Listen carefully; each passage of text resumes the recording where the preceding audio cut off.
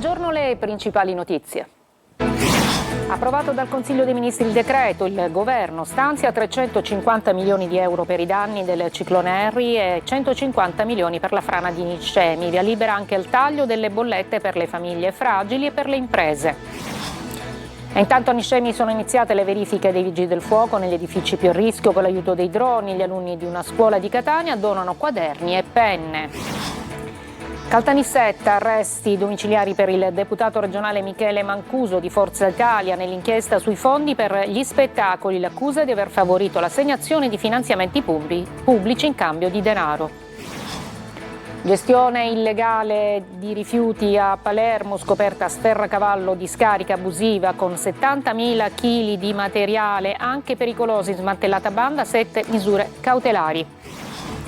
A Catania emergenza rifiuti, a Montepò il quartiere soffocato da spazzatura infestato da topi. Tra rassegnazione e proteste i residenti denunciano. Qui nulla cambia. Cavalli, asini e muli come animali d'affezione. Una proposta di legge vuole vietarne la macellazione a Catania, dove la carne equina è simbolo di street food e lavoro. La notizia accende il dibattito. Calcio, il Catania si impone nel recupero con il Trapani. Un autogol e le reti di Pieraccini, Menez e Casasola valgono 4-0. Finale nel ricordo di Orazio Russo.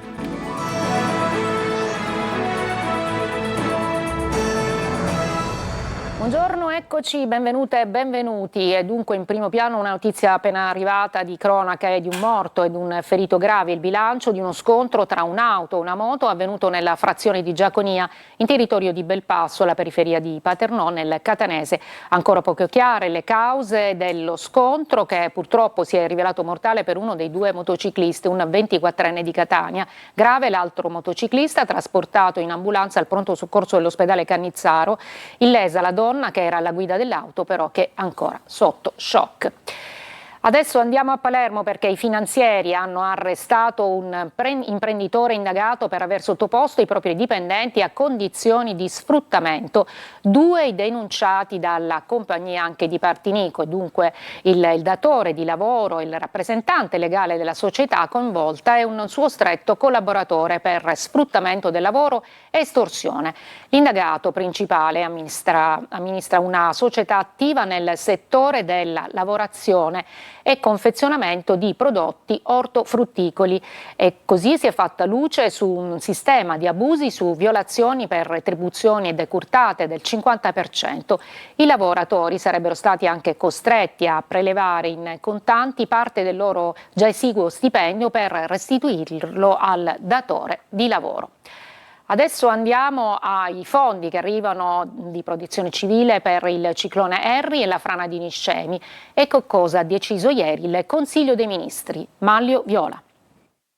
Arrivano 1 miliardo e 200 milioni di euro per l'emergenza nel sud Italia. Il Consiglio dei Ministri ha varato un decreto legge con due diversi interventi, uno per il ciclone Harry, un altro per la frana di Niscemi. 1 miliardo e 50 milioni di euro in totale sono le somme destinate al ciclone e saranno suddivise fra le 3 regioni colpite, ovvero Calabria, Sicilia e Sardegna. Alla Sicilia toccano dunque 350 milioni di euro che saranno gestiti dal commissario straordinario per l'emergenza, che è il presidente della regione Renato Schifani. Sono 3 gli assi di intervento: da una parte il ripristino delle strade, la messa in sicurezza delle infrastrutture e dell'arredo urbano, poi la ristrutturazione di abitazioni e attività commerciali. Infine il terzo asse di intervento riguarda il sostegno al reddito di chi ha perso le attività. Finanziamenti collaterali riguarderanno settori specifici: 5 milioni di euro vengono stanziati esclusivamente per il turismo a partire da quello balneare, 90 milioni per servizi di varia natura sono messi a disposizione delle aziende del settore dell'export. Diverso il percorso per Niscemi, che può contare su 150 milioni di euro autonomi, cui è stato nominato commissario straordinario il capo della Protezione Civile Nazionale Fabio Ciciliano. I fondi serviranno all'erogazione del contributo per l'acquisto di una nuova casa, ai lavori sul versante franoso e al ripristino della viabilità.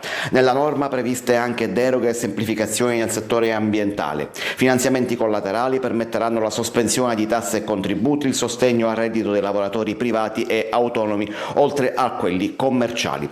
Intanto sono 311 gli immobili sostitutivi già individuati e oggi partiranno i primi 150 pagamenti con i fondi regionali, ma ne servono in totale 1150 nuovi immobili. E a Niscemi entra nel vivo la fase più delicata dell'emergenza frana, infatti i vigili del fuoco accedono negli edifici più esposti mentre si lavora senza sosta per ripristinare le strade provinciali e garantire collegamenti sicuri con il paese. Gerri Italia. A Niscemi comincia la fase più complessa dell'emergenza frana. Da oggi i vigili del fuoco avviano le operazioni di accesso e verifica negli edifici situati a valle dello smottamento e nella fascia più a rischio, quella compresa tra 0 e 30 metri. Interventi delicati effettuati con droni terrestri forniti dal NOx, destinati a durare diversi giorni per le difficoltà dell'area e per la presenza di beni e strumentazioni particolarmente sensibili. La decisione è stata comunicata nel corso della riunione del centro di coordinamento soccorsi. Il comandante dei vigili del fuoco ha reso noto che soltanto ieri sono stati effettuati 42 interventi, portando a 1440 il totale dall'inizio dell'emergenza. Resta stabile il numero degli sfollati, mentre scende da 13 a 10 quello delle persone ospitate nel palazzetto dello sport, dopo il trasferimento di una famiglia in una sistemazione alternativa. Le richieste di ristoro presentate finora sono 1140, quasi la metà per ottenere il contributo di autonoma sistemazione. Sul fronte economico sono 35 le attività produttive colpite dalla frana. Il sindaco ha annunciato un incontro con l'IRFIS per individuare strumenti di sostegno alle imprese danneggiate. Cruciale anche il nodo viabilità. L'ANAS lavora da ieri sulla SP35 e sulla SP82, due arterie provinciali ridotte a oltre 15 km di fango e detriti. Interventi indispensabili per restituire al paese collegamenti alternativi, considerando che al momento l'unica via di accesso resta la SP11, giudicata però a rischio dopo il sopralluogo del pool frana della procura di Gela. Le strade dovranno essere ricostruite e messe in sicurezza per garantire non solo l'accesso a Niscemi, ma anche ai fondi agricoli isolati dal crollo delle SP10 e 12, dove in alcuni tratti il terreno ha ceduto fino a 4 metri. Un'emergenza che continua a mettere alla prova un intero territorio. Disegni, quaderni, penne e messaggi d'affetto. Da Catania a Niscemi, un carico speciale di solidarietà per gli alunni rimasti senza scuola dopo la frana. Ancora Gerri Italia. Sta scivolando giù la storia di Niscemi, ma resisteremo e ci rialzeremo. Scatoloni pieni di quaderni, matite, penne e materiale scolastico, ma soprattutto carichi di messaggi, disegni e biglietti colorati. È il dono che gli alunni dell'Istituto Comprensivo Rapisardi Alighieri di Catania hanno voluto inviare ai loro coetanei di Niscemi, colpiti duramente dalla frana che ha reso inagibili 3 plessi scolastici. Un gesto di solidarietà concreto, reso possibile anche grazie al supporto della Protezione Civile regionale, che ha messo a disposizione un furgone per il trasporto del materiale. Un viaggio breve ma dal valore enorme per portare conforto e normalità tra i banchi provvisori dei piccoli studenti niscemesi. Ad attendere il carico la dirigente dell'Istituto Comprensivo Salerno di Niscemi, Licia Salerno, che ha accolto la collega catanese Katia Perna con un lungo abbraccio carico di emozione. Un momento intenso, condiviso anche dalle insegnanti che non sono riuscite a trattenere la commozione davanti ai messaggi scritti dai bambini. Riporteremo la gioia, la commozione, ma anche la fermezza che si vede negli occhi delle docenti, della dirigente, del personale che sta lavorando con grandissimo impegno per ricostruire la scuola, e si respira un'aria di normalità in una scuola che invece ha dovuto ricostruire da zero tutto quanto. La frana ha costretto decine di famiglie a lasciare le proprie case in fretta senza riuscire a recuperare zaini, libri e quaderni. Molti materiali sono rimasti bloccati nelle scuole chiuse. Da qui l'idea della raccolta solidale, coinvolgere insegnanti, alunni e genitori per restituire ai piccoli studenti ciò che avevano perso. Disegni e cartelloni serviranno anche ad abbellire le aule, ricreando ambienti familiari e accoglienti, un modo per ridare serenità ai bambini e farli sentire meno soli. Cosa vi lascia la visita di oggi invece? Ci lascia la nascita di un'amicizia intanto e questo è, diciamo, un aspetto bello in questa tragedia che ha colpito Niscemi, però dalle cose brutte qualcosa di bello nasce sempre. Grave incidente stradale ieri a Campobello di Felice di Roccella nel Palermitano, tamponato mentre fermo a un posto di blocco. Morto così Ignazio Cortese, il ventenne, aveva partecipato al concorso per diventare carabiniere quando è stato investito proprio da un'auto guidata da un carabiniere in borghese. L'impatto sulla statale 113, in serie condizioni anche l'amico che accompagnava il giovane. Marco Gullà. Erano appena stati fermati per un controllo stradale sulla statale 113 all'altezza di Buonfornello, in provincia di Palermo, quando un automobilista è arrivato a forte velocità e li ha tamponati, non lasciando scampo al conducente. E di un morto e 2 feriti il bilancio dell'incidente avvenuto stanotte intorno alle 3 in territorio di Campo Felice di Roccella. A perdere la vita Ignazio Cortese, 20 anni, che guidava una Fiat Panda sulla quale viaggiava in compagnia di un amico, ora ricoverato in gravissime condizioni, con cui stava tornando da Collesano, dove aveva trascorso qualche ora per festeggiare il carnevale. È in questo tratto di qui, proprio all'altezza dello svincolo per l'autostrada, che si è verificato appunto ieri in tarda serata l'incidente mortale.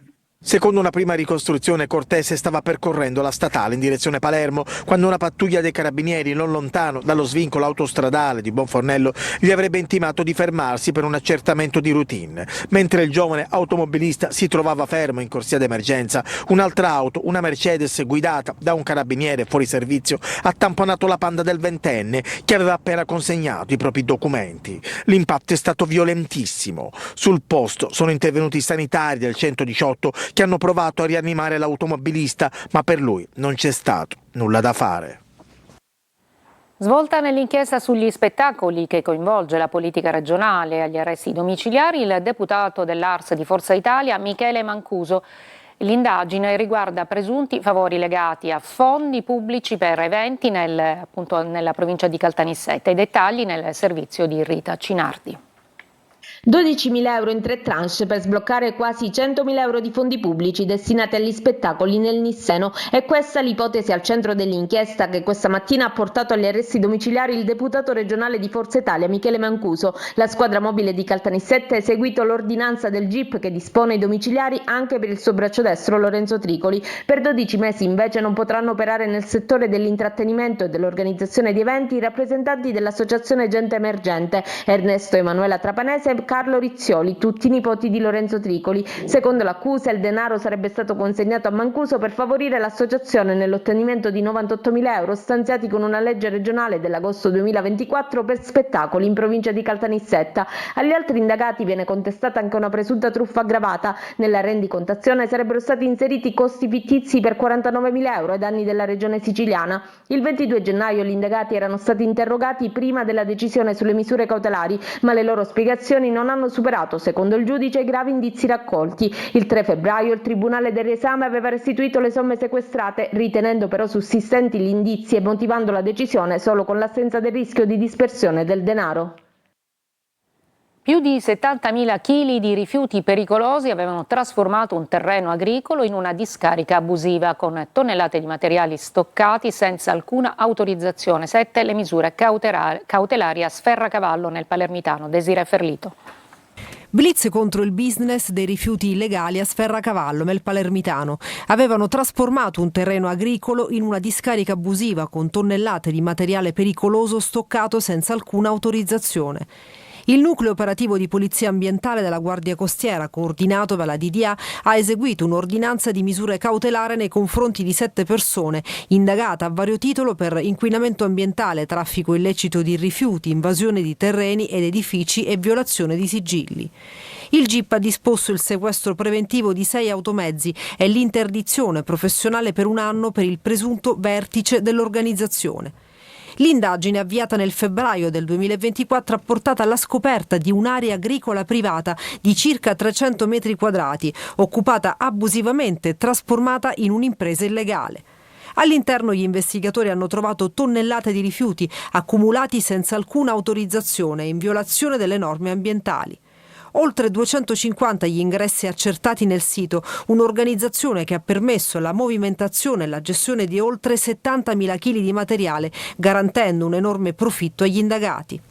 I controlli si sono estesi anche ai quartieri San Filippo Neri, Tommaso Natale, Partanna Mondello e Marinella, dove è stata individuata un'altra area privata adibita a deposito incontrollato di rifiuti pericolosi, anch'essa posta sotto sequestro penale.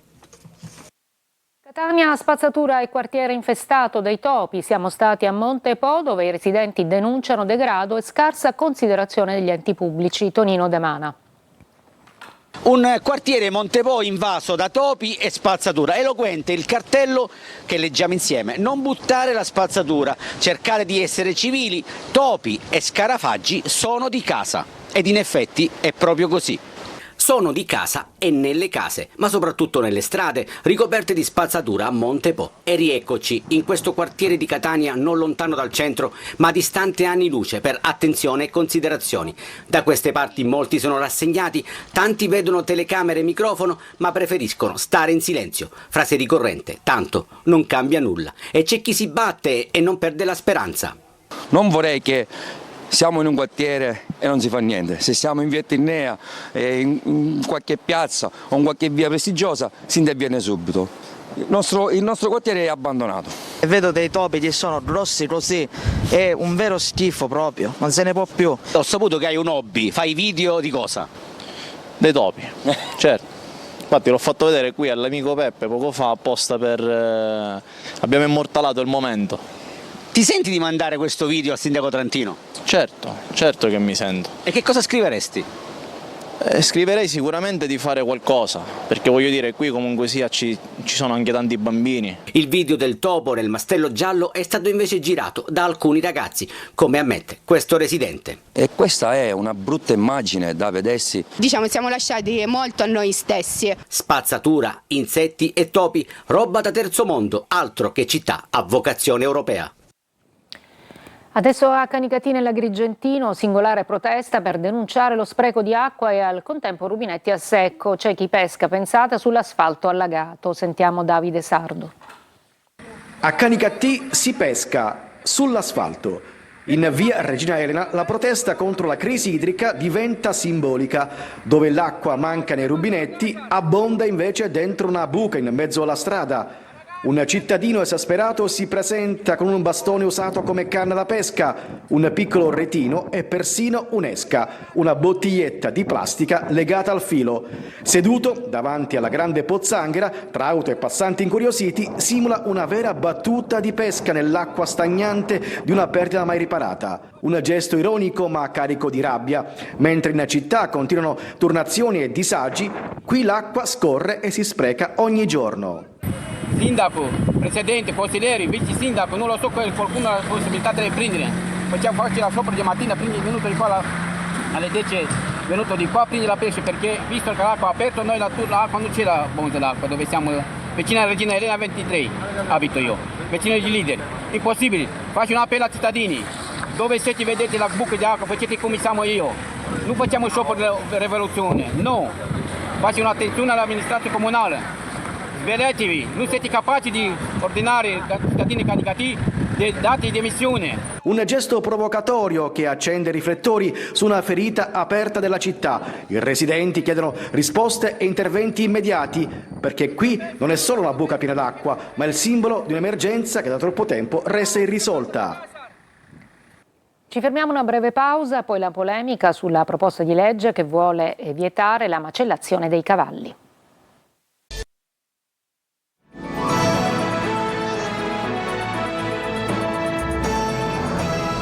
Il Tribunale di Catania ha stabilito che la ONG Sea-Watch dovrà essere risarcita dallo Stato per oltre 76.000 euro per il fermo subito dalla nave Sea-Watch 3 nel giugno del 2019. L'episodio fa riferimento al caso legato all'allora comandante della nave, Carola Rackete, che il 29 giugno di quell'anno forzò il blocco navale di Lampedusa per far sbarcare 42 migranti nell'isola. Veniamo ad una proposta di legge che vuole vietare la macellazione dei cavalli equiparandoli ad animali d'affezione. A Catania, dove la carne di cavallo è simbolo di street food e lavoro, scoppia la polemica. Eva Spampinato. Ma si vuole fare mai? La carne di cavallo deve fucolare. Ci vogliono fare mangiare quello che mangiano i cinesi, gli insetti, è vero. O Giappone si mangiano cane. A Catania la proposta di legge che vuole vietare la macellazione degli equidi accende gli animi. Si tocca solo il cavallo, devono fare tutta la carne che esiste. Due disegni di legge, uno firmato dalle senatrici Cherchi e Zanella, l'altro dalla deputata Michela Vittoria Brambilla, puntano a riconoscere cavalli, asini e muli come animali d'affezione. Tradotto, niente più carne nel piatto. Tu cosa cambieresti? Il gusto del panino che mangi o la legge? Io la legge. Il gusto del panino no. Ma qui nel quadrilatero dei Foconi, tra via Plebiscito e via della Concordia, c'è chi vive solo di vendita di carne di cavallo e d'asino. A Catania la carne di cavallo è la mamma, perciò si vende molto di più rispetto a vitello e altri animali. Io vendo solo carne di cavallo. Quindi lei che succede? Chiude? Ma non lo so, può darsi che ci mandano a rubare. Penso che va a finire che la carne di cavallo perché non ha muccioni. C'è chi parla di fine di una tradizione e chi teme già il mercato clandestino. La carne di cavallo la vogliono togliere. Io non è che possono togliere la carne di cavallo, che poi diventa tutto contrabbando. Perché a Catania mangiare la carne di cavallo non è solo una questione di gusti, di scelta alimentare, è una questione di identità, di tradizione, di economia, di lavoro, persino di turismo. Soprattutto vengono apposta a mangiarsi la carne di cavallo qua, pure quelle del nord che dicono che non ci piace la carne di cavallo, se la mangiano. Guarda. Solo ciao, sarei una vita. Ci fermiamo il calcio, il Catania si impone nel recupero con il Trapani 4-0.